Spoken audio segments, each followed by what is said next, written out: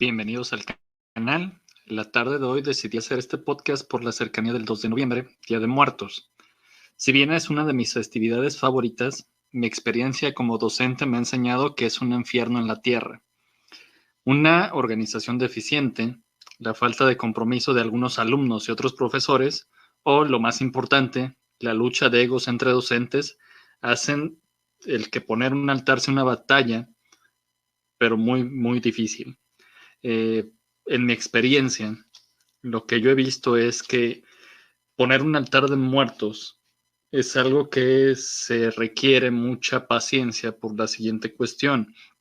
Hay muchos tipos de altares de muertos y es una tradición netamente mestiza. Es algo que se viene celebrando desde antes de la llegada de los españoles, pero pues nunca va a faltar el que quiera, el profesor que quiera imponerse o imponer sus ideas ante los demás. De hecho, una media hora antes de grabar el podcast, una amiga sí me preguntó de qué iba a hacer y que si iba a hablar de los diferentes tipos de altares en cuestión de región y tradición. Y yo le dije, ¿sabes qué? No lo quiero hacer así. No me quiero meter en Honduras. Lo que yo quiero hacer es una pequeña guía, pues más o menos para ubicar a las personas que me escuchan aquí en el podcast y algunos alumnos que también voy a compartir este video en otro canal, pues cómo es la manera más fácil de llevar a cabo un altar, que debe de llevar para más o menos cumplir con el requisito por la siguiente cuestión. México es un país muy grande y por ende cada región, cada estado tiene sus propias tradiciones, tiene su propia idiosincrasia y eso hace muy difícil el hecho de pues, podernos poner de acuerdo en un altar. Mi experiencia me enseñó que nunca va a faltar el profesor que se quiere imponer en cuestión puritana y empiece a decir que él quiere hacer un altar de muerto, pero prehispánico, como el tradicional, el más puro.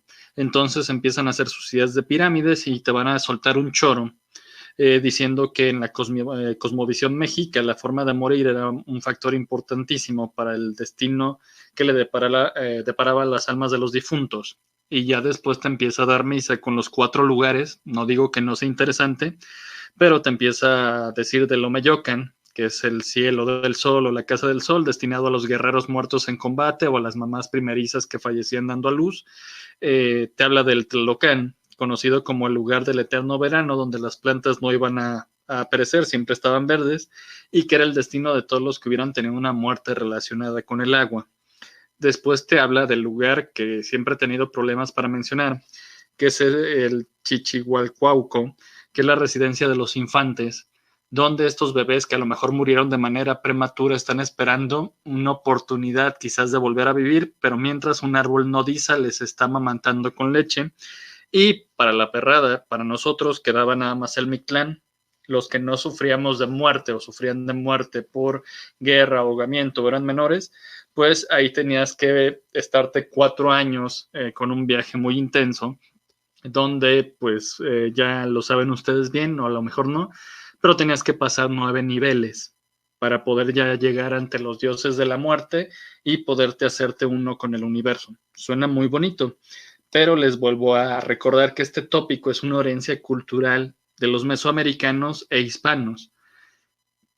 Y aquí hago la hincapié en la palabra mesoamericanos, no solamente de los mexicas. Los mexicas no eran el único pueblo que estaba aquí cuando los españoles llegaron. Sí serían los más importantes en ese momento, pero Mesoamérica estaba todavía más fraccionado en cuestión de etnias. Quizás tuvieran conocimientos similares, tuvieran religión y dioses similares y conceptos sobre la muerte muy parecidos, pero pues nosotros somos resultado de esta mezcla de creencias, esta imposición, si ustedes lo quieren ver así, y pues en las explicaciones que yo les voy a dar se van a estar topando mucho contradicciones o cuestiones de, a pesar de que vamos a estar manejando simbología cristiana, se va a mezclar con un poquito con la idiosincrasia de los aztecas, de los michoacán, de los purépechas en Michoacán, de los mayas. Simplemente el hablar de alma ya engloba una cuestión, una cosmovisión cristiana. Y pues vamos a darle en estas imágenes, pues estamos viendo diferentes ritos, diferentes cuestiones para darle la bienvenida a estos familiares muertos, nuestros antepasados que van a regresar. Y pues lo primero que quiero hacer hincapié también es, el altar de muerto va a surgir como una necesidad de las familias de tener algo un poquito más íntimo.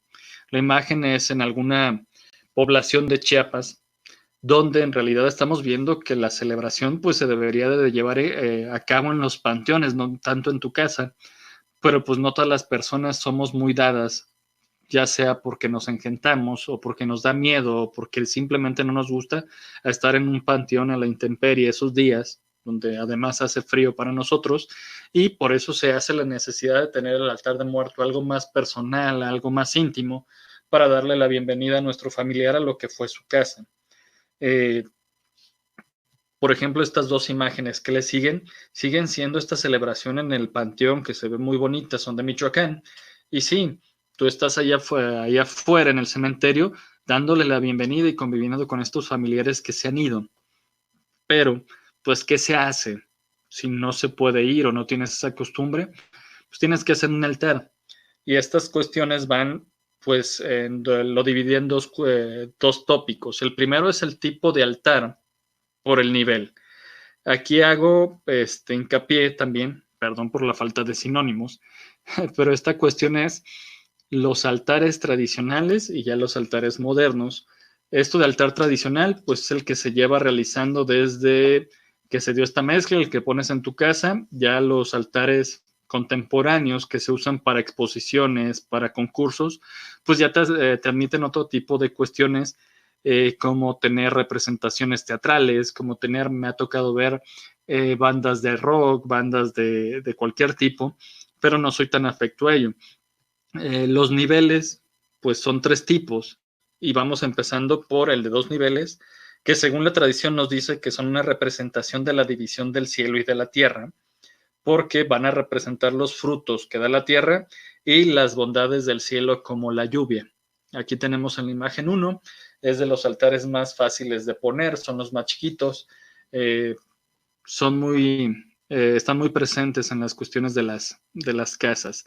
El segundo tipo de altar, que es el de 3 niveles, el que estoy más acostumbrado, pues tiene un poquito más de explicación con cuestión de simbología. Algunos van a afirmar que representa el cielo, la tierra y el inframundo. Es una visión totalmente indígena, este inframundo conocido como Mictlán.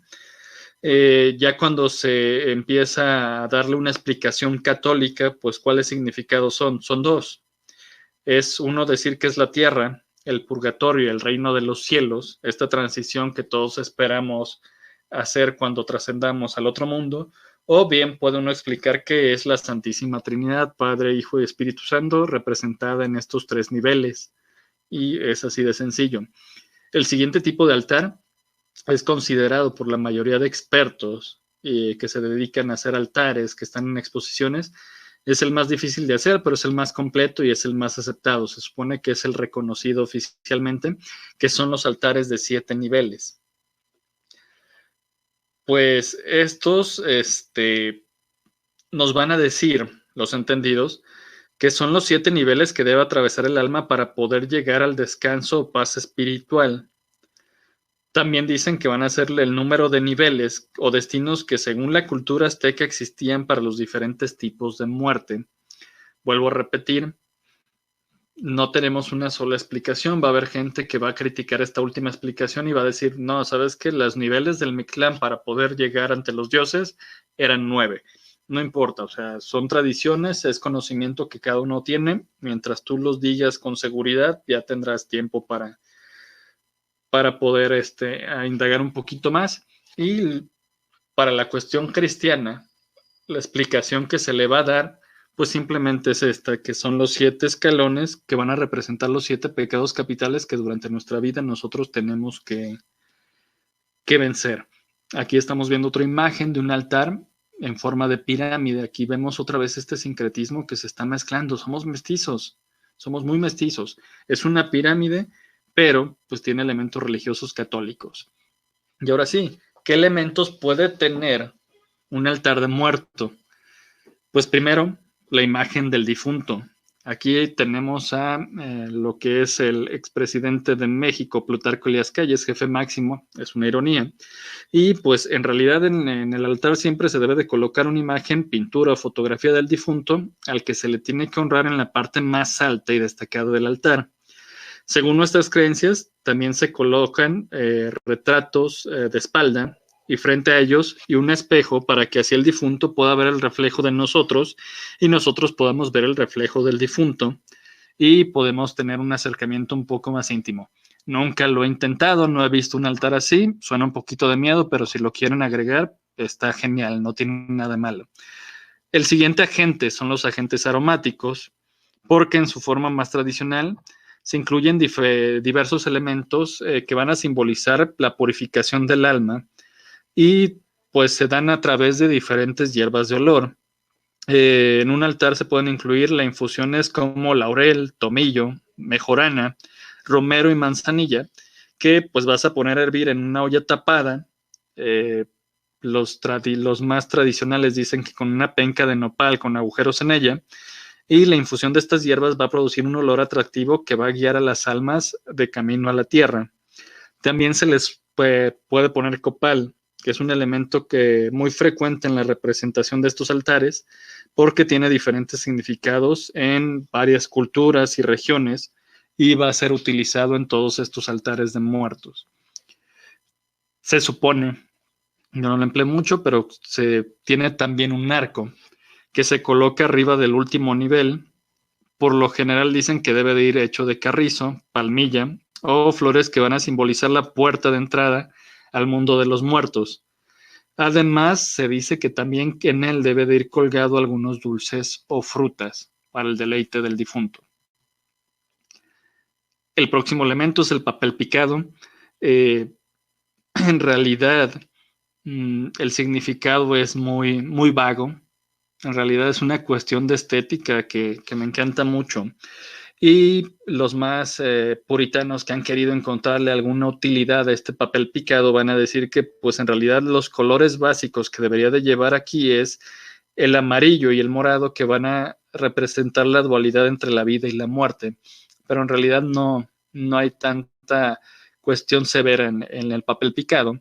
De hecho, aquí estoy viendo en la imagen que descargué que tienen lo que es el color negro y el color anaranjado, que muchas veces a mí me inculcaron, por ejemplo, que esos colores no deben de ir en un altar de muerto, que son una cuestión extranjera ya que vino con lo del Halloween, pero no le veo total trascendencia en esto. Para lo que sí sirve el papel picado es para el elemento básico que funciona aquí, que es el aire. Y ustedes me van a decir, ¿cómo voy a tener aire? Voy a poner un ventilador. No, aire hay en todos lados. Pero la simbología de este elemento es que representa el movimiento de las banderas del papel picado, pues la creencia nos dice que se puede percibir la presencia de los fallecidos a través de este movimiento. Así que cuando las banderitas estén muy agitadas, quiere decir que nuestros deudos ya están llegando. Siguiente elemento que no debe de faltar, pues es el fuego. Y es la relación que tiene con la simbología religiosa de que uno tiene que ir dejándoles un camino a estos difuntos para que lleguen con nosotros, y pues obviamente es la luz que los va a traer de vuelta. Es una versión un poquito más católica de ponerle luz a través de su camino, y en algunos altares muy raros casi no se ven, en vez de veladoras, cirios y todo, que es lo más común y más fácil de poner, llegan a poner lo que son antorchas o pequeñas fogatas alrededor del altar. Siguiente elemento es el agua. Tiene bastantes y múltiples significados y funciones, pero los principales son los siguientes, que es calmar la sed del espíritu. Para eso les vamos a poner vasos y jarras de agua para que ellos puedan saciar esta sed. Y también pues se tiene que colocar diferentes elementos de tocador, como son espejos, ahora sí, son toallas, es jaboncito, es un recipiente donde hay agua para que ellos puedan asearse de toda esta inmundicia que pudieron haber recabado o traer desde el mundo de los difuntos. Otro elemento es la tierra, que pues en la cosmovisión indígena se tienen que incluir diversas semillas, frutos y especias y otras bondades de la naturaleza. Es esta cuestión que tienen ellos muy con la madre tierra.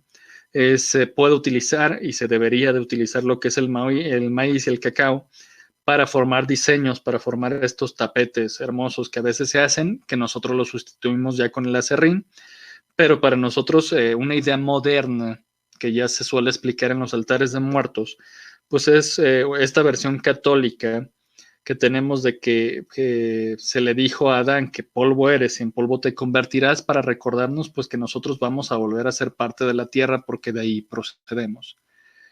Las flores, que no tienen que faltar, obviamente la más icónica es la flor de cempasúchil, la flor de 400 pétalos, que va a representar también luz como los rayos del sol, y pues la vamos a acomodar a lo largo de todo este sendero, porque también a través de su olor pues va a guiar al difunto a donde tiene que ir.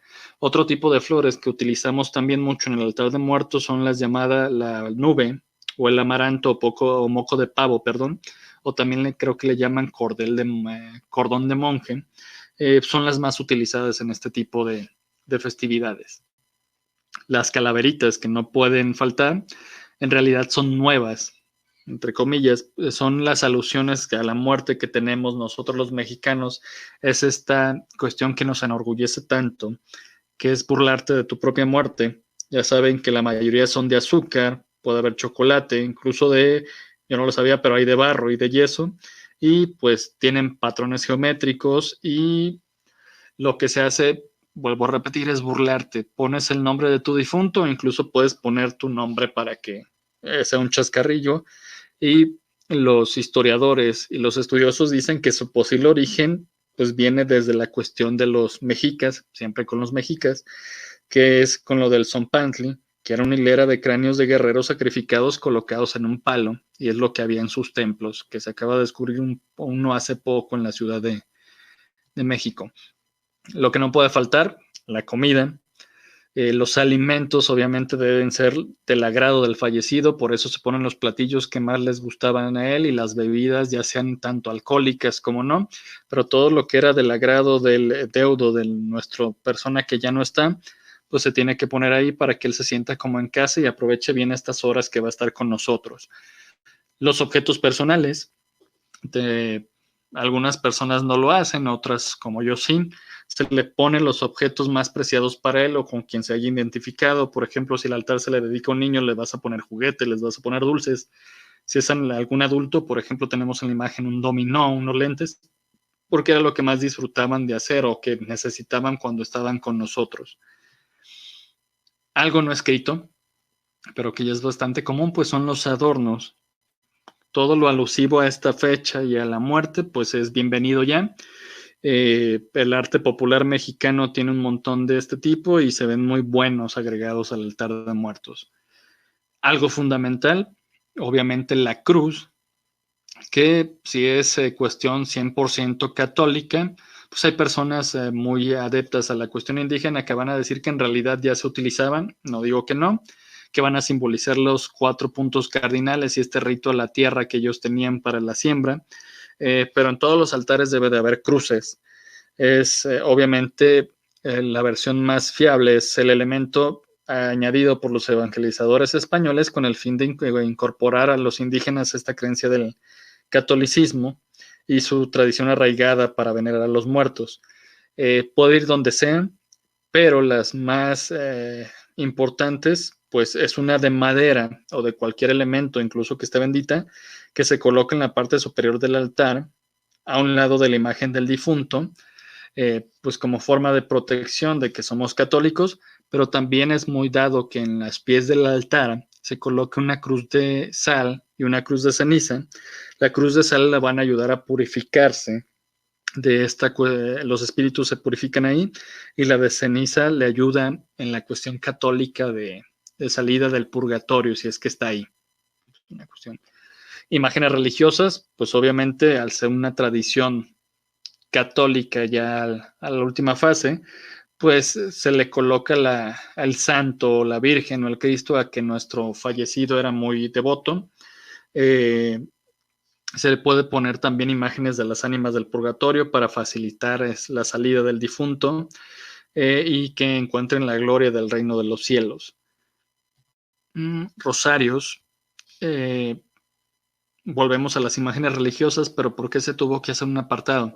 Sobre todo en México, nos referimos a Ciudad de México, tenemos esa mala manía los de provincia, son muy dados a que al lado o arriba lo que es en el arco, junto a la foto del difunto, se elabora un rosario con tejocote y con limas. Es una cuestión que ellos tienen. Su perrito, yo casi no lo utilizo, pero tiene una razón de ser. Hay que recordar que al entrar al Mictlán, lo primero que tenías que hacer era cruzar un río caudaloso y pues un Xoloscuintle te iba a ayudar. Aquí era muy importante que tú hubieras sido muy bueno con los animales para que estos perritos en realidad te quisieran ayudar a cruzar este río y proseguir con tu viaje hacia la inmortalidad. De mi parte, esto sería todo. Les vuelvo a repetir, es una guía un poquito precisa, concisa y pues de mi parte es todo. Muchísimas gracias. ¿Alguna duda, algún comentario que quisieran aportar? Sería muy, muy bienvenido.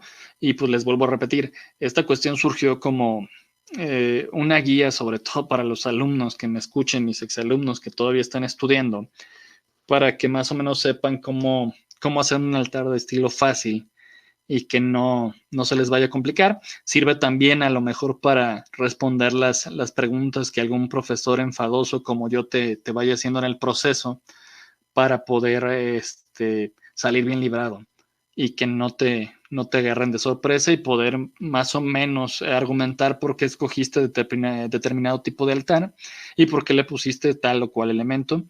De mi parte sería todo. Les deseo muy buena noche y hasta pronto.